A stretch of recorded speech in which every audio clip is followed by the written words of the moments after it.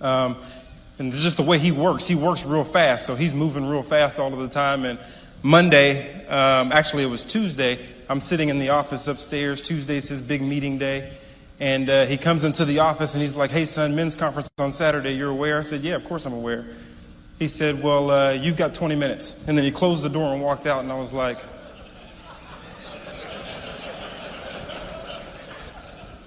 but that's how dad will do you. They throw you in that fire. But I appreciate that he's willing to do that. 2006, I'm with the San Diego Chargers in training camp. And a week goes by in training camp, and after that week, you've already been through 16 practices, and you're tired, weary, beaten, bruised, bandaged up. It's that time of training camp where you can't see the light at the end of the tunnel because you still have another week before you play your first preseason game. So you're hitting the same people, and you know you have another 16 practices before you get to show off on the field. So we're kind of down, and that's the point of training camp where guys start talking about retirement and the whole deal. It's time for me to get out of here. But we also had one of the most motivating coaches of all time. And I remember one morning after a week went by, we were in meetings. 7 a.m. In training camp, you start at 6 a.m. You don't get back to your room till about 9 p.m. with 2 practices and meetings in the middle. But I remember this one early morning meeting. We were mumbling with each other, just kind of talking, and just kind of down and tired, just making it. And then the head coach enters the room. All goes quiet because the elephant has just entered the room.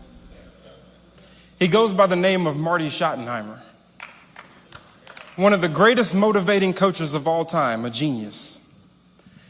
And this day he came into the meeting and he just began to pace up and down. For about 3 minutes, he just walked and he looked, and he had a grimace on his face, as to look right through us just to see what we were thinking. He was just kind of measuring us up. And he just stared and he paced, and he stared and he paced. And then he began to speak. He said, "Men, I did not just cast the net and hope that the good players that I need would fall into it to help me win a Super Bowl this season. You have been hand-selected, hand-picked, cherry-picked, chosen to be here by none other than myself. And I'm Marty Schottenheimer. I don't make mistakes with who I choose. You have been chosen for a specific position because you have a specific skill that I think will help us win a championship and get to our destiny in 2006. There's no better time than right now here with the San Diego Chargers. But in order to do that, even though I've constructed everything for success, you have to maintain the integrity of the uniform that you wear. If you don't maintain the integrity of that uniform, it doesn't matter that I'm Marty Schottenheimer and I've given you all these coaches and I've given you this playbook for success. All is null and void if you don't go out on the field and maintain your uniform's integrity. That's what you have to do. The time is right now for greatness. And there's no other time than right now because I've constructed it for your success. Now, what you need to do is stand up, go to the locker room and put on your helmet, strap on your pads, and meet me on the 50-yard line because the time is right now. I'm feeling that right now. Don't nobody walk on this stage right now. You might get hit.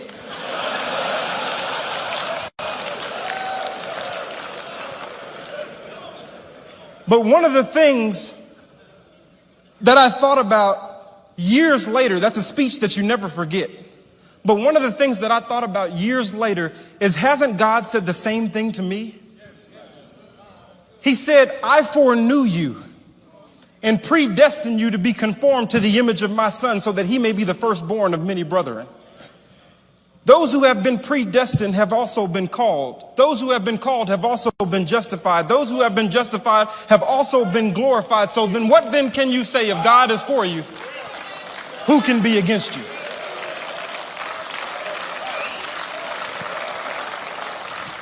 And I realized at that moment that I have been called and you have been called and your sons have been called to be great. And God called us for a specific position because he gave each and every one of us a specific skill for success. And he's God. He doesn't make mistakes on who he chooses. He did not just cast the net. He chose specifically. But we have to maintain the integrity of the uniform that he gave us. If we don't maintain the integrity of that uniform, it doesn't matter that he's constructed greatness, we won't see it. It says in Genesis 17, chapter 17, verse 1, God was talking to Abraham at the age of 99 years old. And he told Abraham, I want to see you walk blameless before me, and then I will establish my covenant. My covenant is there. I will establish it, but I want to watch you first. A lot of us are waiting on God, and God is saying, wait a minute, I'm waiting on you. I want to see you maintain the uniform's integrity first, and then we can talk about moving forward to greatness. How many of us have the uniform of salvation, but we never get on the field of sanctification? Moving forward and becoming all that God has called us to become and all that he has created us to be. Greatness ensues, and the time is now. That sounds good. The speech was good. I'll never forget what Marty said, and the Holy Spirit turned it into something that's spoken to my life. But for me, greatness and destiny and all of those different things, sometimes I'm scared of it and I fear it. Me personally, if I can be real for a second.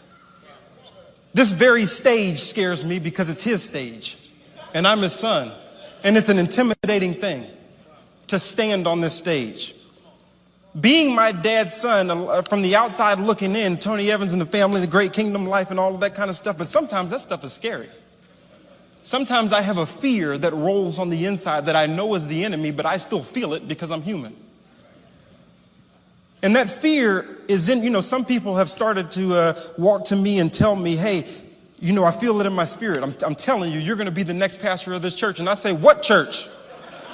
You have lost your mind. Keep that to yourself. It's Tony Evans' church. To me, that comparison is like Michael Jordan's son is about to try out for the Bulls. That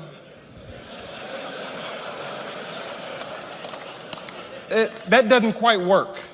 It doesn't quite work. Some of the things that make Tony Evans great, some of those things I just don't have as a son. And it's scary because I watch him every day. But I can't force myself to have those things because I'm not him.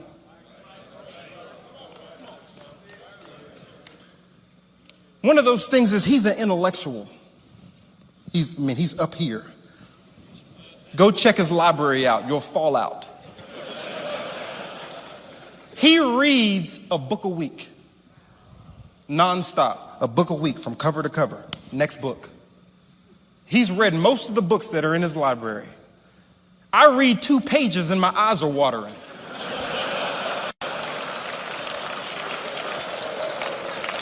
I don't have that. I'm not a formal learner. He's in meetings all day, making something out of nothing. On Tuesdays, he's in meetings from 9 a.m. to 9 p.m. all day, just meeting with people, staying attentive, going and going and going and going and going. I'm in a meeting 5 minutes and I'm thinking about Puff the Magic Dragon.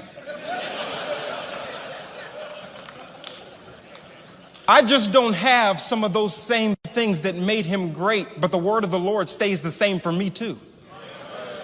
And that's what I have to believe through my fear. That the word of the Lord stays the same for every individual in this room, despite your fear and your past and all those other things that you may be dealing with. The word of the Lord is for you too.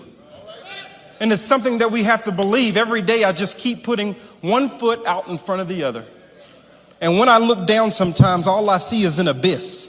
I don't know what this foot is going to land on. But because I'm trying to walk in his will, it just seems like the Lord slides something solid for me to land on. It's called walking by faith.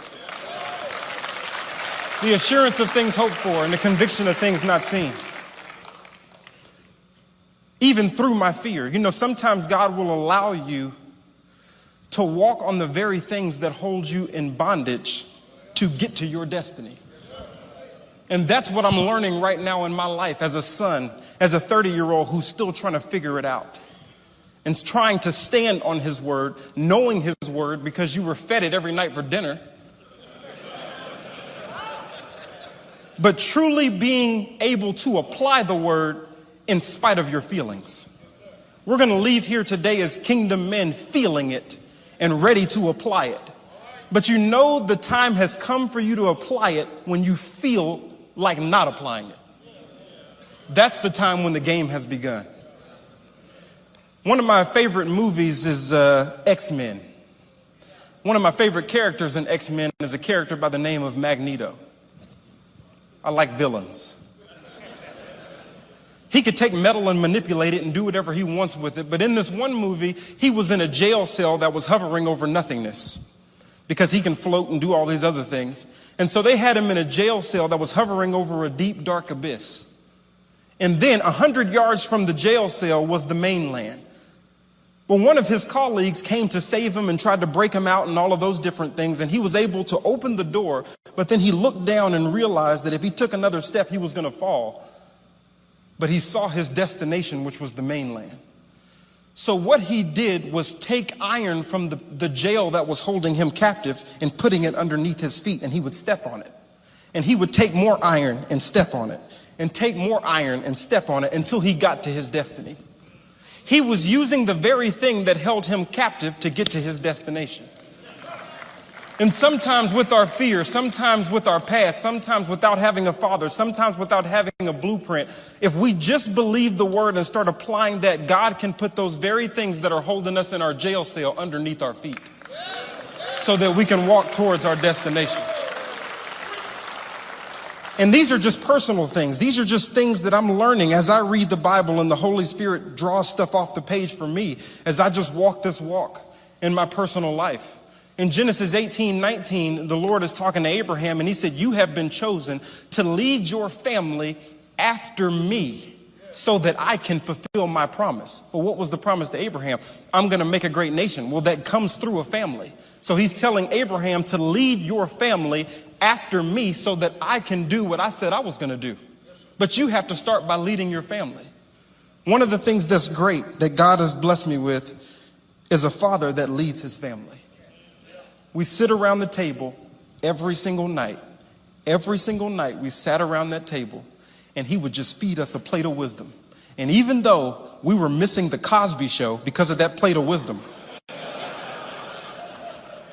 I realize now that I'm older how much that means to have a dad that sits with his sons and daughters and he gives him what he learned from his dad. You see, I don't see Two Daddy a lot. We call him Two Daddy, my dad's dad. I don't see Two Daddy a lot. But my mind is just like his because Two Daddy created a disciple and my dad created a disciple. And now I hold that baton tight so that I can hand it to my son.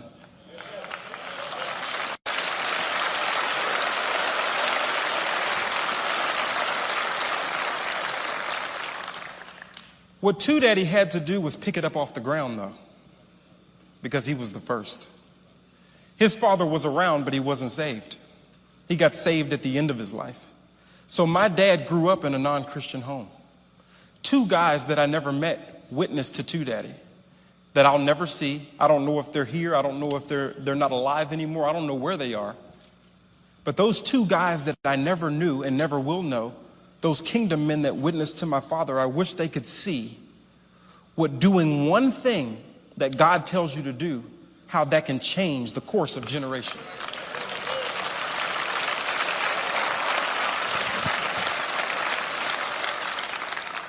And now Two Dad is getting older, 83 years old.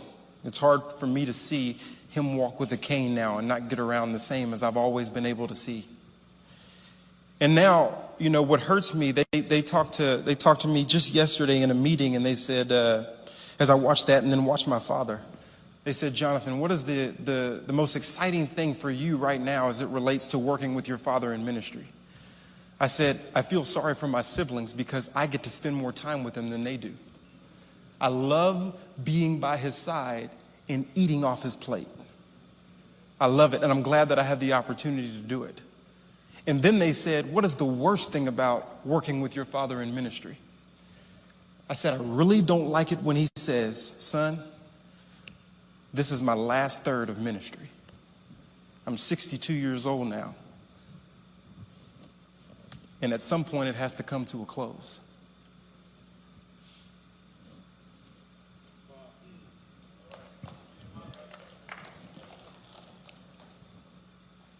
And then that's when the Holy Spirit told me,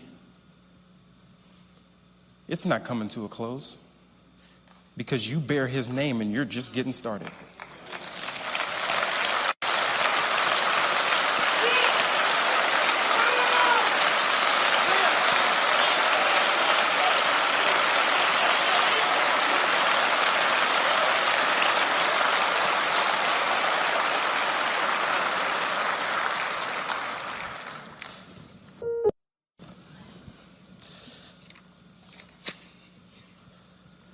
Those who he foreknew, he also predestined to be conformed to the image of his Son, so that he may be the firstborn of many brethren.